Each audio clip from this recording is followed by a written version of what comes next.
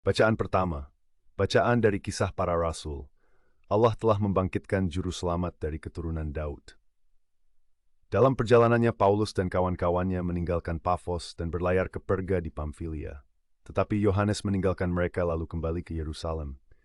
Dari Perga, Paulus dan kawan-kawannya melanjutkan perjalanan mereka, lalu tiba di Antioquia di Pisidia.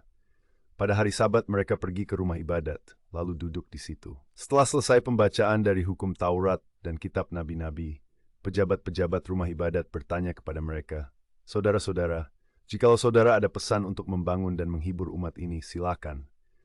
Maka bangkitlah Paulus. Ia memberi isyarat dengan tangannya, lalu berkata, "Hai orang-orang Israel dan kamu yang takut akan Allah, dengarkanlah. Allah umat Israel telah memilih nenek moyang kita dan membuat umat itu menjadi besar. Ketika mereka tinggal di Mesir sebagai orang asing, dengan tangannya yang perkasa, ia telah memimpin mereka keluar dari negeri itu.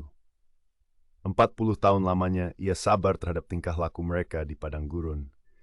Dan setelah membinasakan 7 bangsa di tanah Kanaan, ia membagi-bagikan tanah itu kepada mereka untuk menjadi warisan mereka selama kira-kira 450 tahun.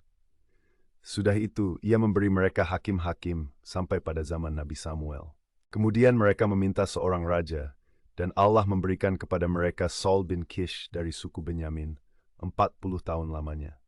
Setelah Saul disingkirkan, Allah mengangkat Daud menjadi raja mereka.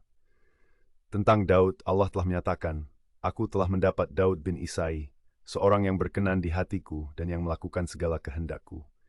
Dan dari keturunannya lah, sesuai dengan yang telah dijanjikannya, Allah telah membangkitkan juru selamat bagi orang Israel, yaitu Yesus." Menjelang kedatangannya, Yohanes telah menyerukan kepada seluruh bangsa Israel supaya mereka bertobat dan memberi diri dibaptis. Dan ketika hampir selesai menunaikan tugasnya, Yohanes berkata, "Aku bukanlah dia yang kamu sangka, tetapi ia akan datang kemudian daripadaku. Membuka kasut dari kakinya pun aku tidak layak." Demikianlah sabda Tuhan, syukur kepada Allah.